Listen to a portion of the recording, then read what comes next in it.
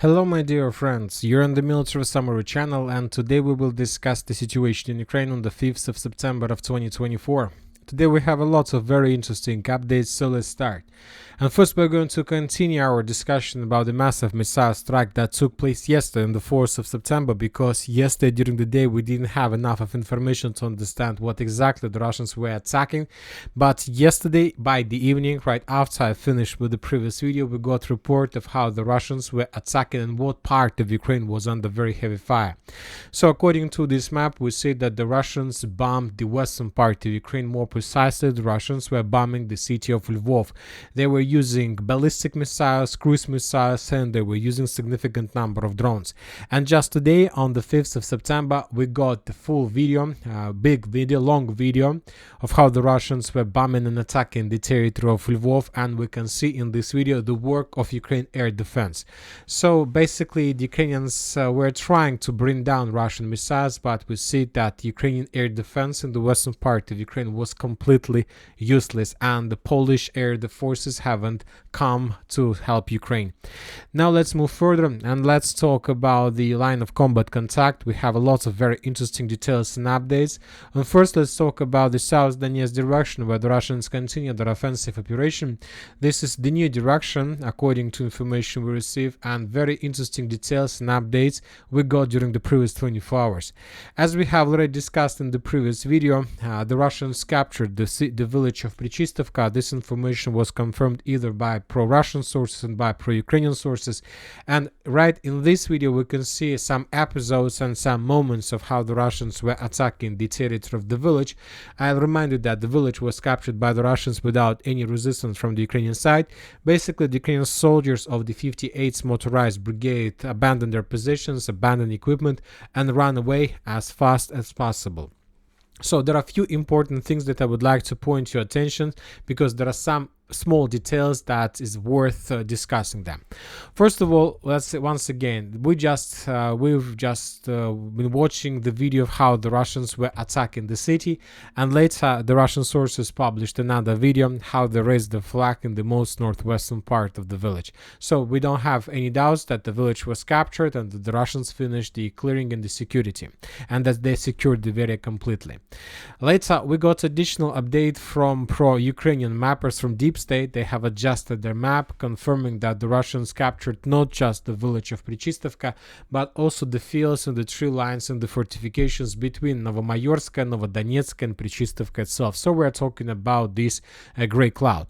But the most important from the Deep State update is that Deep State also shows that the village of Zolotaya Niva either was captured by the Russians or in the gray zone.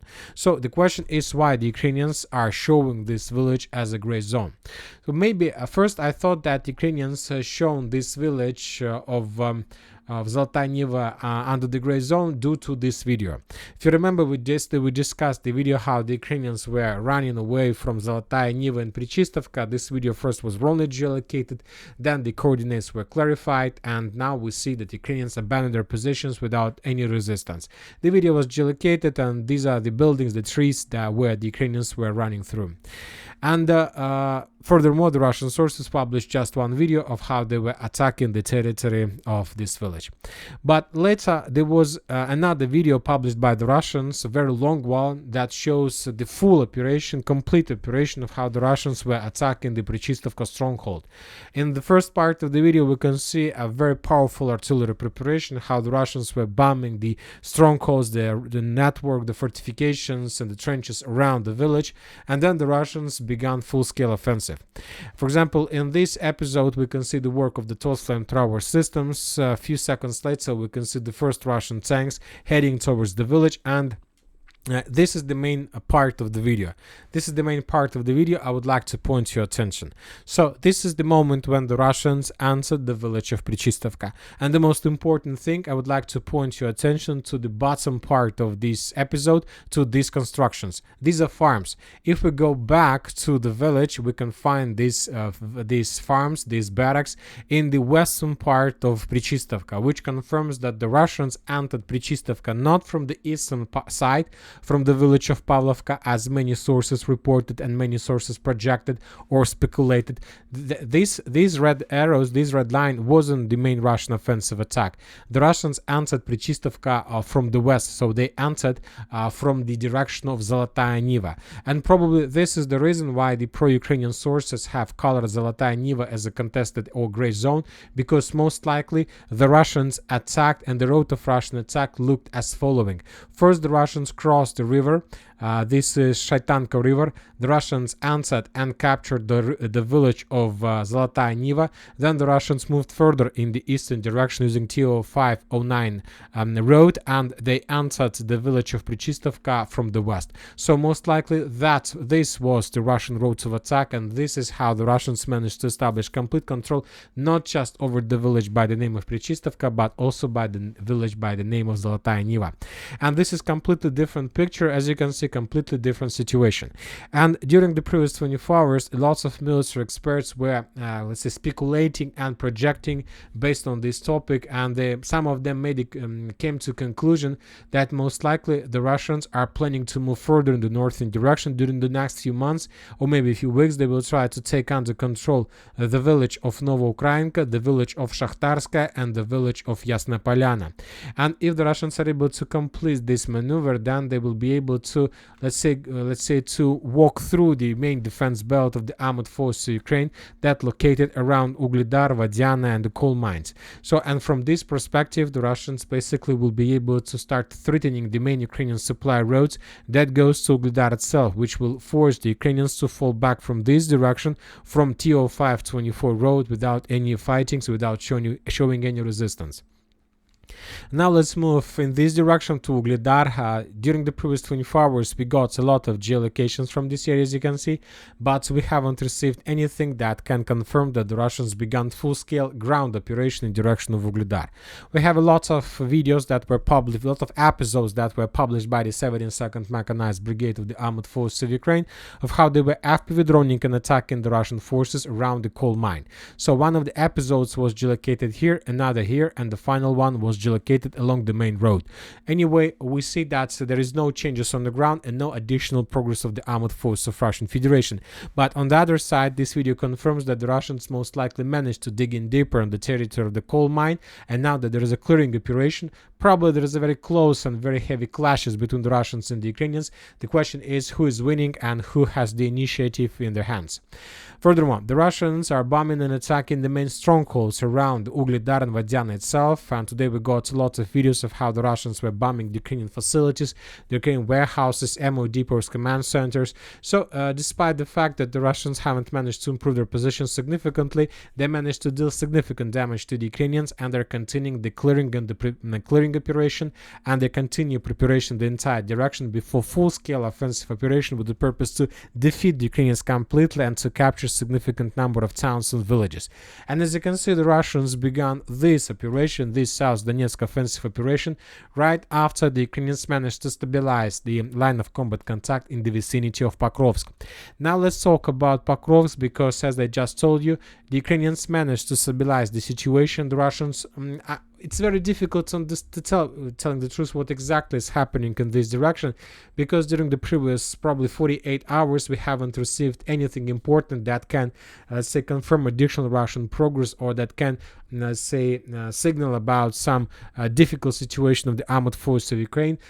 Anyway, we receive a lot of updates that a situation on the other hand was completely stabilized and that the clashes are going along the main line of combat contact. Now let's talk about the different parts of this direction. First, about Nivoyska Cauldron. Just yesterday, the last report about Ukraine withdrawing their positions we got yesterday in the evening, and after that, since that moment, we haven't received anything additional. So the situation is stable right now. The Ukrainians maybe stop moving back, and it's very difficult to understand what is going on right now in this direction. Now let's talk about Kupiansk. Yesterday we got reports that the Russians answered the village, but yet we haven't received even a single report that can confirm this. We continue receiving updates updates of how the Russians hunting and attacking and destroying Ukrainian vehicles all over the entire Kupiansk direction. Tsukurin, Ukrainians, the same villages, the same towns, lots of FPV drones, lots of losses from the Ukrainian side, but once again, no changes on the ground. Another howitzer or artillery system or vehicle was destroyed in the vicinity of Tsukurin.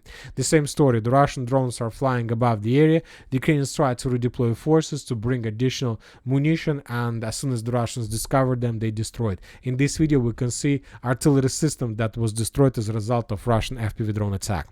Now let's move to the city of Selidova, and as you can see, we have adjusted the map, and we can't say that we have adjusted the map in Ukrainian favor, because this part of Selidova was in contested area, and we continue receiving, probably during the previous 72 hours, we received lots of updates from the area along the railways that goes from the coal mine of by the name of Karachenka to the south of in direction of Kupiansk.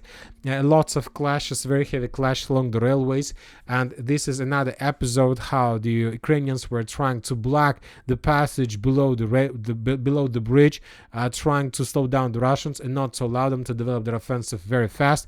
So anyway, we have lots of geolocations that confirms that this is proximity to the line of combat contact. A little bit further in the northern direction, we have additional video how the Russians were trying to cross the same railways, but the Russian tank was attacked by FPV drone, and the Russians were forced to stop and were forced to fall back. So as you can see, lots of videos we're receiving exactly along this line. On the other hand, almost every single day we continue receiving additional updates from different mappers that the Russians control the southern part of Selidova and that the Russians control the southeastern part, but for now without any geolocations. Of course, we are going to keep this territory under complete Russian control until we get additional clarifications, additional details, but something tells me that most likely the Russians maybe control some parts of this gray zone, but not everything that you can see right now in front of your screens. And the most important, we still haven't received even a single geolocation or even a single report that confirms Russian control over the landfill of Karachenka. If you remember, when the Russians captured the landfill of Russia, the coal mine of Russia, and the landfill in the Terikon that located to the west of this landfill, we got significant number of geolocations with flag. We had lots of videos and so on. And for example, this video we got on the 29th of August. So basically, the Russians captured a week ago the landfill of Russia and the coal mine of Russia. And during the previous week, since the beginning of the previous week, we still haven't received anything that can confirm additional Russian progress inside of Selidova, which is very weird. So I believe that the situation is not so simple. Everything is very complicated. Let's wait for additional updates. Now let's move to Marinovka, and also another area that is located in contested zone. According to different mappers, this territory was captured by the Russians a long time ago, but yet we haven't received anything that can confirm this. But on the other hand, we have lots of videos of how the Ukrainians were FPV droning and were attacking the Russian forces around the village, which confirms that most likely the village of Marinovka either under complete Ukraine control or in the gray zone. So one geolocation, one FPV drone attack from the Ukraine side took place here, another one took place here. If you remember, just yesterday, the day before yesterday, another FPV drone attack took place here. As you can see, everything around the village of Marinovka, but not from inside, which is very weird and very interesting and very strange. Now let's move further and let's talk about Novogrodovka itself. As you can see, we still haven't received anything that can confirm complete control over the city by the armed forces of Russian Federation, as well as we still haven't received anything that can confirm Russian control over Nikolaevka, Krasny Yar, Krutoy Yar, Grodovka on the Russian side of the river, and Novotoretska. So this area is the most interesting and the most weird and covered with the fog of war. We have significant territories that were captured by the Russians according to different mappers, but as for geolocations, we still haven't received anything. Very difficult and very weird situation. As for the city of Pokrovsk, the Russian sources, the Ukrainian sources published the video, the results of Russian attack on the bridge that Ukrainians are using for logistics. Can't say that the bridge was completely destroyed. Yes, maybe damaged, but obviously this attack didn't ruin the Ukrainian logistics logistic in this direction. As for the global updates about Pokrovsk, we see the real exodus of Ukrainians. They decided to leave the city completely. The Ukrainian authorities announced about forced evacuation of kids, of children, and of course parents and old people decided to evacuate as well. So I believe that Pokrovsk, the main battle of Pokrovsk, is going to start somewhere in December. This is according to Russian experience, according to Russian best experience. During the winter period of time, the Russians captured the city of Bakhmut, Artyomovsk, and the Russians captured and broke through defense in Avdiivka. So most likely we need to expect the hot phase of the battle for Pokrovsk also during the same period of time, when the night is the longest and when the Russians have more possibilities, more time being invisible, say from Ukrainian forces, for Ukrainian snipers, FPV drones, and so on. Night period of day is the best time to attack and the best time to assault positions. Now let's talk about New York-Donetsk agglomeration. The last update from New York itself we received probably a few weeks ago, maybe already a month or something like this, and after that we haven't received anything.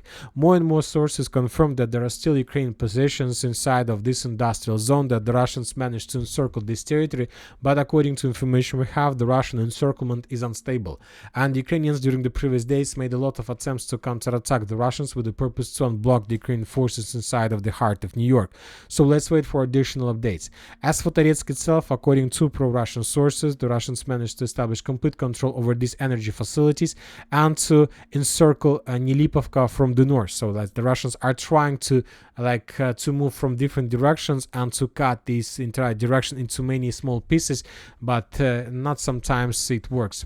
Now let's move further to Klishchiivka area, and according to information we have, the Russians managed to cut this territory in two and to capture everything, every single fortification and trenches that located to the west of Klishchiivka. In this video we can see the work of Ukraine FPV drone that was attacking the Russian forces exactly in this point. Based on this video we have adjusted the map in Ukraine in Russian favor. Now let's talk about Siversk direction. Today, right before we start making the video, we got report that the Russians managed to improve their positions significantly in the village of Perezne, and according to information we have, the Ukrainian forces abandoned their positions completely. So they left this village and moved further in the northern direction to the village of Zvanovka and Kuzminovka. So we are waiting for additional updates. Also, the Russian sources began artillery preparation in the vicinity of Sporne. In this video we can see the attack of Russian TOS flamethrower systems, how they were bombing and attacking the Ukrainian positions before the beginning of the full-scale offensive. So maybe during the next few days the Russians will make another attempt to attack in direction of Ivano-Darivka, that is located to the west of Russian positions in Sporne. Now let's talk about the Kupiansk direction.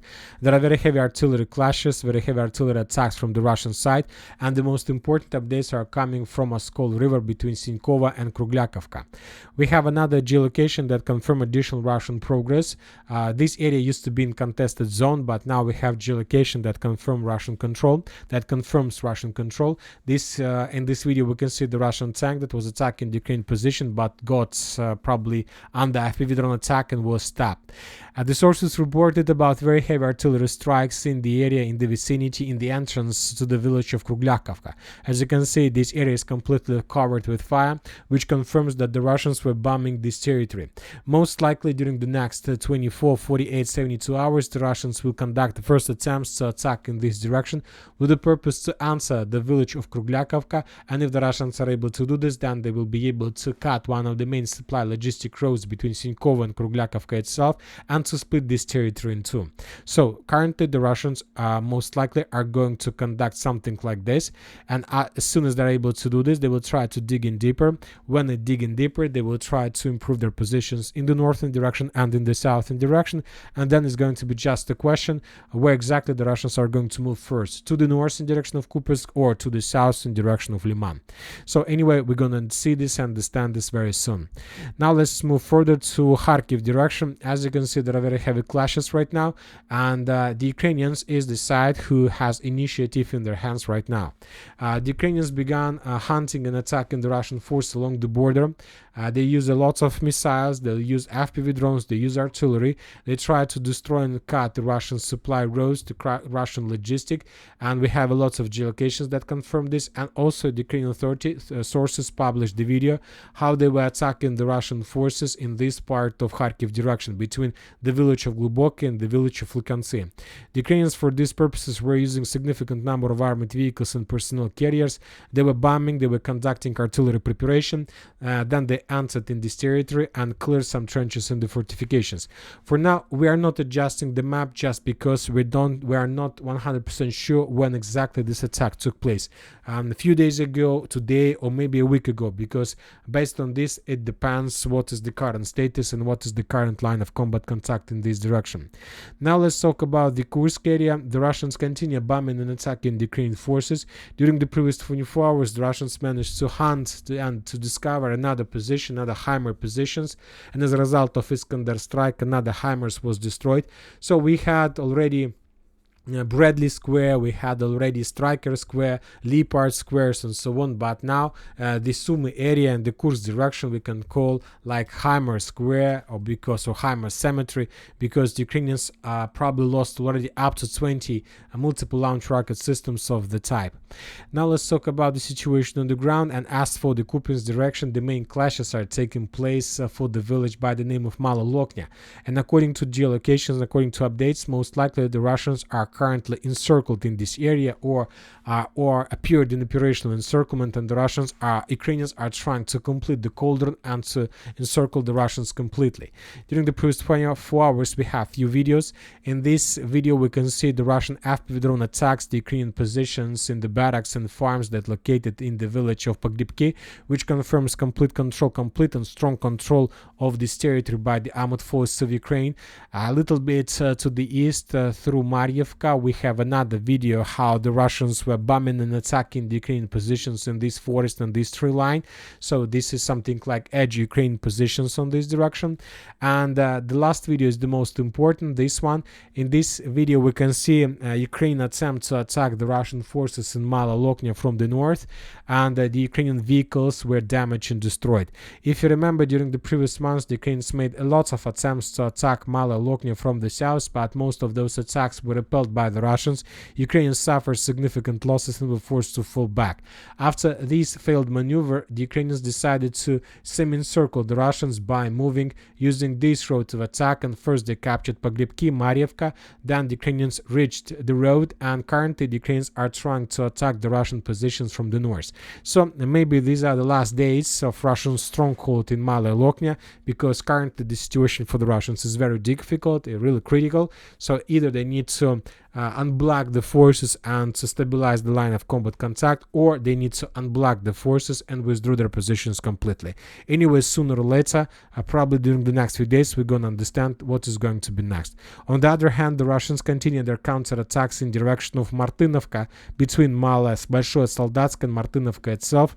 During the previous 24 hours, we got a lot of geolocations from this direction. And just I would like to point your attention that for several days, for several weeks, we haven't been receiving anything from the Kursk direction, because the topic number one was the Russian offensive in the Pokrovsk direction.